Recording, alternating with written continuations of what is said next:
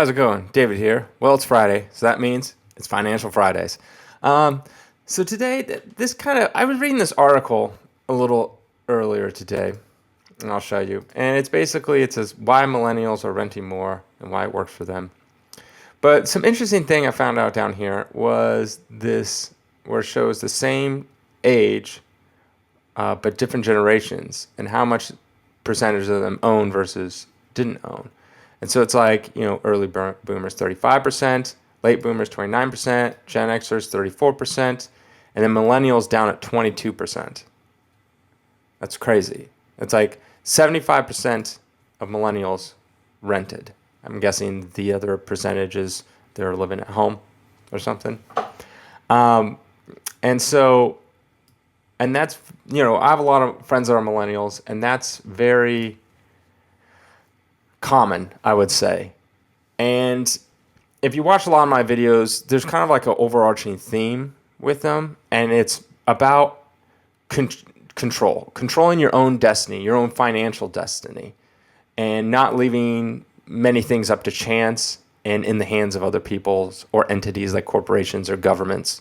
Because I just don't think you can rely on those things. You can't rely on a corporation to help you out or a government to help you out. And a lot of times, like friends and families, if it's, they got to do what's best for their friends and families. So they might end up, screwing you over. So there's many ways you can take control of your own situation, but like I'm a big, supporter of owning versus renting. And I've said this before, like my dad, he is currently renting, and his landlord just came up to him last month and was like, all right, I'm selling the property, so you have to move out in a month. And he's like, well, what am I supposed to do? Where am I supposed to go? All this kind of stuff. And so he ended up working out a deal where now he's paying an extra $500 a month just to stay there. And I'm like, Dad, you can't keep this up forever, And so, and I mean, it happened to me. Every year when I was renting, my landlord raised it $100, $150 every month. So it didn't matter if I was getting raises or not. It's like more of it's just going to rent. And that's why I'm always like, you should own because you're in control. You don't have to have some landlord or something else coming along and just, change your entire life. My brother, he lives next to this person, and they've been in the house for like 20 years, renting from this older lady, and she passed. And now the kids come in, and they're like, well, we don't want to deal with this house. We just want the money, so they're selling it. So this guy who's lived here for 20 years, he had super cheap rent because the lady's like, well, I don't need to raise your rent. You're a good tenant, right? But the kids are like, well, I don't want this anymore. They're selling it. So this guy who's been here for like 20 years now has to move. And he has to go into, he's probably paying the place he was in was probably like $4,000 a month, current rent. And he's probably paying like way less than that, right? I guess imagine like 2 or something like that. So where's he supposed to go, right? There's nothing around. So maybe he was close to work. Well, not anymore. You're going to have to go way out east if you want, to rent something. And so his whole life just got turned upside down, as opposed to if he would have bought 20 years ago, he'd be almost done paying off his mortgage, but his mortgage would be like next to nothing now, right? It'd be this like super cheap because, you probably bought the house for like a fraction of what it, is today. So your mortgage, is based off of that. So that's why I'm always like, you need to have like control over your own life. Another way you can have control of your own life is, working for yourself, owning your own business. And I know that's like really hard for a lot of people to do, but today we live in such an age where it's like you have the internet, you can do almost anything and work for yourself. I have a friend who's like, oh, I would never work for myself because, I don't know where the money's coming in, and that's stressful and all that kind of stuff. And I was like, yeah, but you could walk into work one day and they go, sorry, we had a bad quarter, you're laid off. That happens. That happened to my friend.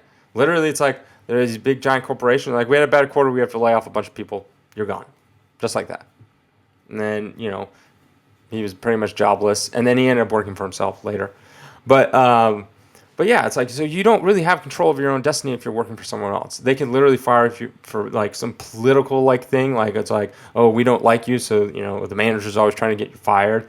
Or it's like, they have layoffs or the business shuts down. You have no control over that.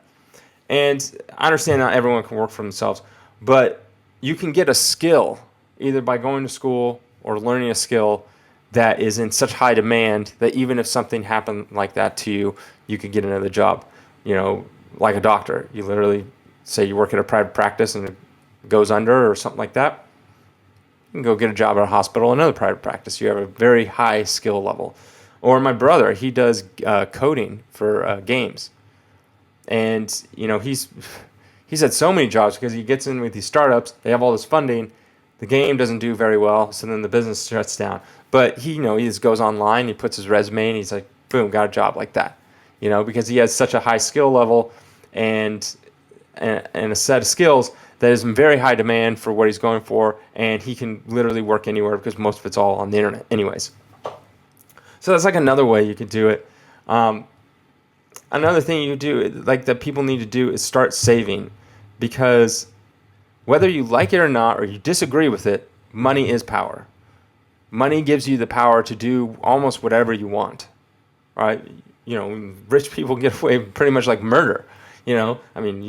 That's not good. But what I'm saying is, having the money gives you the power to kind of have freedom to do whatever you're not bound to a landlord, because you have money, so you can put a down payment on a house, buy a house, right? And a lot of people think it's like, this little chart I showed you, it's like millennials. It's because housing is so expensive. Yeah, it is expensive. I agree. But also millennials are having kids a lot less, which is a massive expense. So that's money they're saving, right? I know a lot of millennials are in tons of student loan debt, but that's their own choice, right? You don't have to go get a random degree in like birdhouse making, and spend 200 grand, getting this degree that's not going to get you any money. That's kind of on you for making the bad decision of going to school so you can party and getting some random degree. You should get a degree that actually makes sense, that you can get a job out there, and enough where the job actually pays for your degree. But it's like, there's online, you can learn so much stuff online. It's like, honestly, it's like, why even go to school? Like for the most part, if you want to be an accountant, you can literally take tutorials all day long on how to do accounting stuff. Yeah, I know you need that degree because you have to go, show it in front of a job and stuff like that. That's basically what you're paying for, is like this admission slip. But you need to start saving, because money is power. You need to put it in stocks. You need to start investing. And, millennials, it's like, houses are too expensive. I literally have friends who have been renting for forever, and they make a ton of money. And they're like, well, it's just so expensive right now. I'm like, if you would have bought like 7 years ago when I told you to buy, you would be in a whole different place. But your rent keeps on getting raised. If you would have bought, by the time your rent goes up, it will equal out your mortgage in like less than 5 years. It's a little more expensive in the beginning, but then it evens out and you end up making more money in the end. And then you have an asset such as a house. But instead, like, millennials are all about, I'm a millennial, but they're all about like vacationing, doing all these cool fun things all the time. And that costs a ton of money. My friends literally, they'll go out every weekend and get like bottle service, something like that. Lavish dinners, have nice cars, go on vacations constantly, like every month going on a new vacation, spending like, at a dinner just $500. And I'm like, if you would have literally just taken that money and just set it aside, save for like a year, and just kind of, hunker down and not live so lavish, you literally would have enough money to buy a house. But instead now, like, literally, if one of them gets fired from their jobs, their whole lifestyle is gone, because they don't have a savings to weather the storm. It's just one person in their little family loses a job. It's like, okay, well, what are we going to do? We're going to have to move. We're going to have to sell the cars. We're going to have to cut all this stuff out, all this. And it's like, why put you in that position? Because you never know, because they both work for someone else. It's like, why put yourself in and then when it happens, it's like, yeah, I feel bad for you, but how bad can I feel for you when I've been telling you for years to buy a house, or I'm telling you for years to like have savings and not spend so much? But no, people want to live in the here and now. They don't want to think about tomorrow. There's like, oh, I want to spend all my money. I just got a paycheck, and got to figure out what vacation I'm going on, plan out my vacation days, and I don't know. And then these things happen. Life happens. Look at 2020, right? That's a prime example. Or 2008, the crash then, right? If you had money, you could weather those storms. But if not, if you lost your job, you have to move back home. Who knows? Live with someone because you lost your job. You don't have enough money to pay for your rent or something like that. If you constantly have a savings and I know some people are like, well, mortgage is expensive too. Yeah, I get that. But if you had a mortgage for 10 years and then all of a sudden you lost your job, right? Your house has probably gone up in value. So worst case scenario, if you have to move and you don't have enough savings to weather the storm, you sell your house, you're left with a nice little chunk of money, right? So it's like you got to do all these things, and it's hard work and it takes time. I started investing when I was pretty much moved out on my own, like 18. It might have been like $25 a year, but eventually it gets more and more and more, and eventually you have hundreds of thousands, not millions, saved away. You can weather any storm that happens. You have money for retirement if that's what you're into. Personally, I'm not a big retirement type of person. I'll probably work to the day I die. But if you're into that kind of stuff, now you have a retirement. Like prime example is like my dad. Like he made some bad financial decisions and became broke. Now he's like renting, and like it's really, really hard to gain money and value, but it's really easy to lose it all and very fast.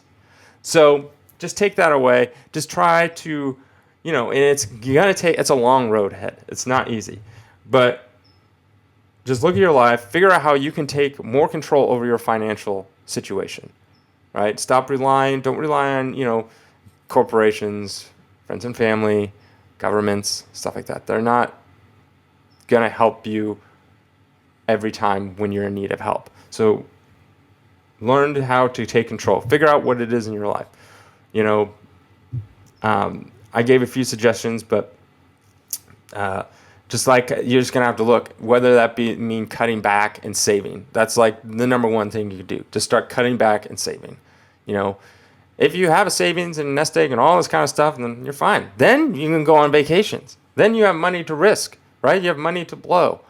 That's when you should do it. And some people are like, well, I don't want to wait until I'm older. Well, then if something bad happens, then it's like, well, it's kind of on you. So, so I hope this advice was just a little helpful. Is this something that's been bugging, my mind after seeing this article and talking to some people? I figured I'd just give my little advice on how I see the world. Maybe I'm crazy. Maybe, I see the world way differently. But yeah, have a good weekend. If you like this kind of stuff, think about subscribing. And all right, have a great day.